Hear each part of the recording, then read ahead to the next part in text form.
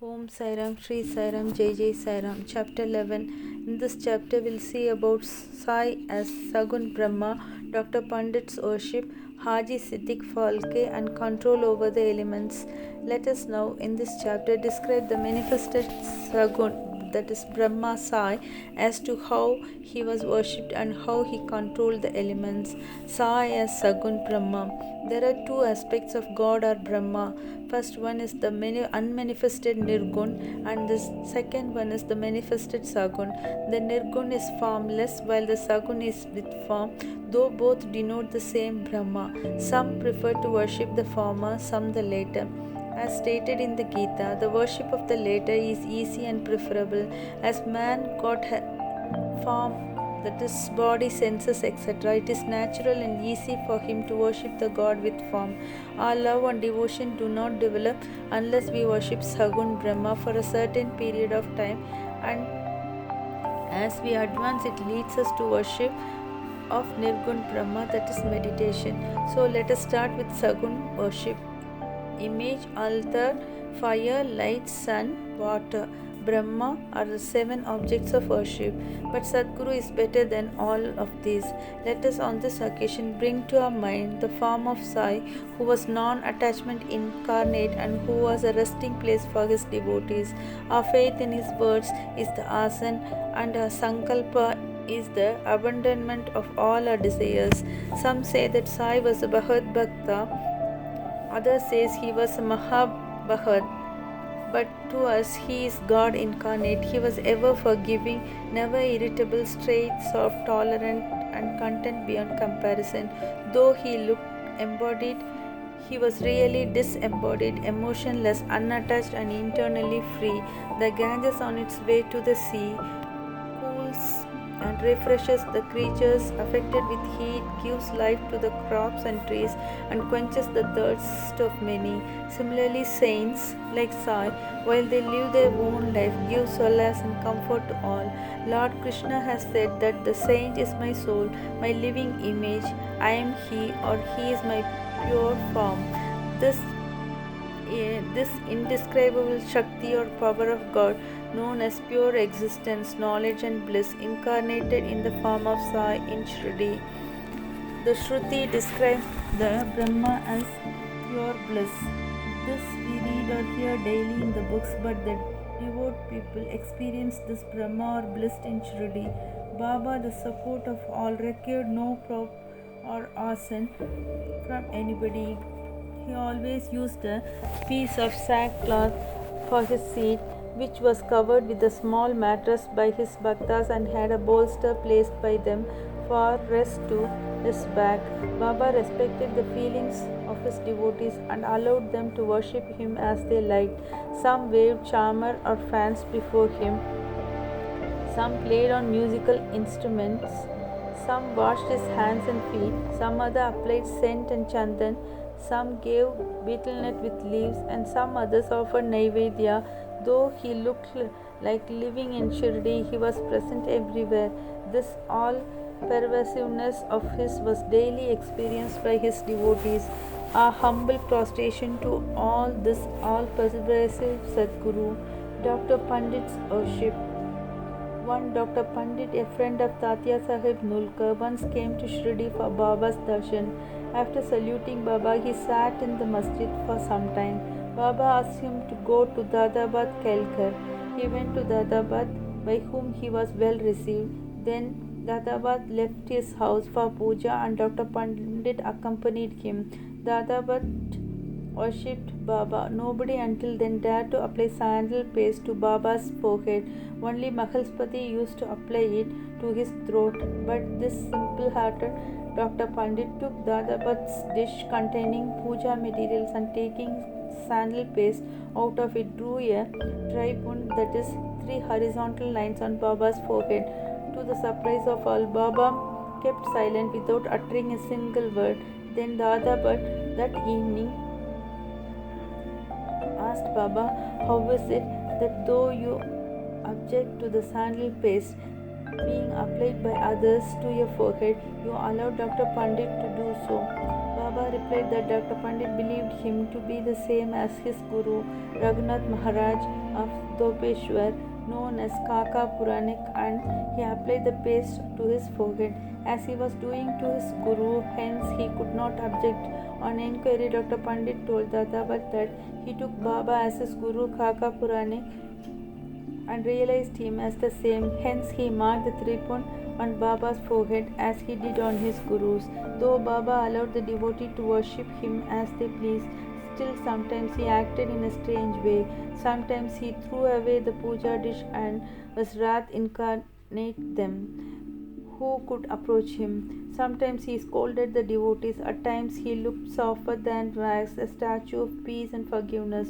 Though he seemed to shake with anger and his red eyes rolled round, still he was internally an ocean of affection and motherly love.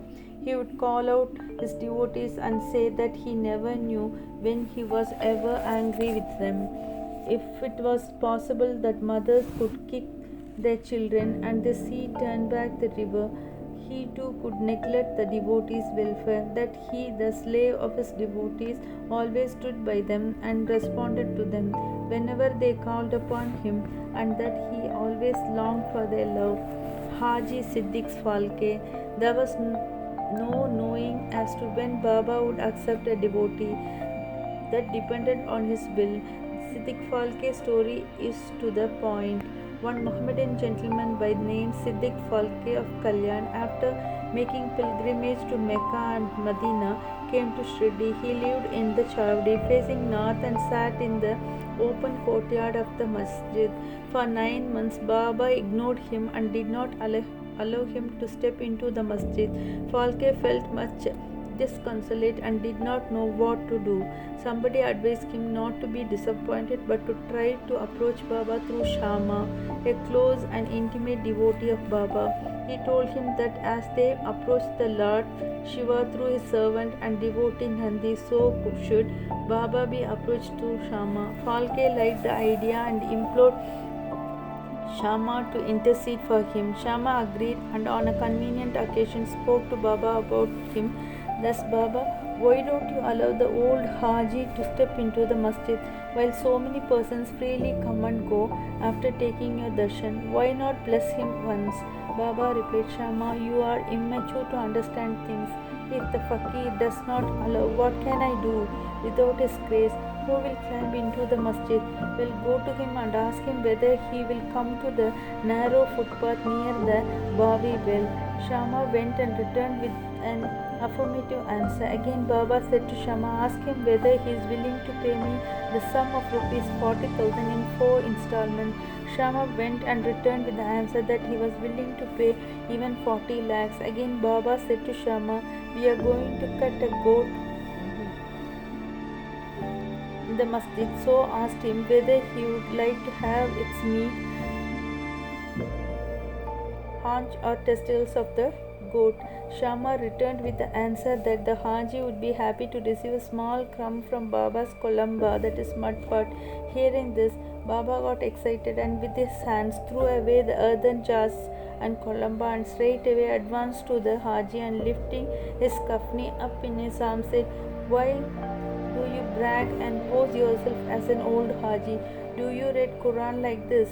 You are proud of your pilgrimage to Mecca, but you do not know me. Being thus scolded, the Haji was confounded. Baba then went back to the masjid, purchased a basket of mangoes and sent them to the Haji. Then again Baba went to the Haji and taking out rupees 55 from his pocket, gave them in Haji's hand. Thenceforth Baba loved the Haji, invited him for meals, and the Haji thereafter came into the masjid. Whenever he liked, Baba gave him at times some rupees, and thus the Haji was enrolled in Baba's darbar. Baba's control over the elements. We shall close this chapter after describing 2 incidents showing Baba's control over the elements. The first one, once at the evening time there was a terrible storm in Shirdi. The sky was overcast with thick and black clouds. The winds began to blow with great force. The clouds roared and the lightning began to flash and the rain started pouring in torrents. In a short time, the whole place was flooded with water. All the creatures, birds, beasts, and men got terribly frightened and they all flocked to the masjid for shelter.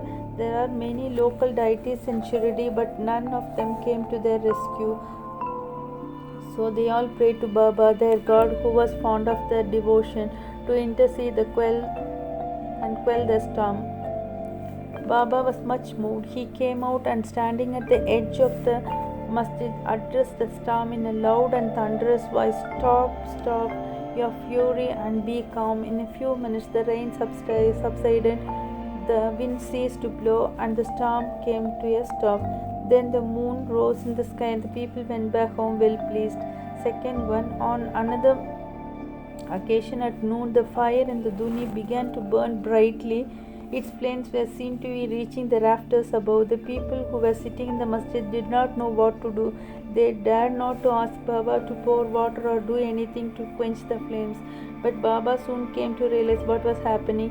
He took up his satka, short stick, and dashed it against a pillar in front, saying, "Get down, be calm." At each stroke of satka, the flames began to slow down, and in a few minutes the Duni became calm and normal. This is a Sai, an incarnation of God. He will bless any man who will prostrate and surrender himself to him. He who will read the stories of this chapter daily will with faith and devotion will soon be free from all calamities. Not only this, but always attached and devoted to Sai. He will get very soon God vision. All his desires will be fulfilled, and being ultimately desireless, he will attain the supreme. Amen. Bow to Sri Sai. Peace be to all. Thank you.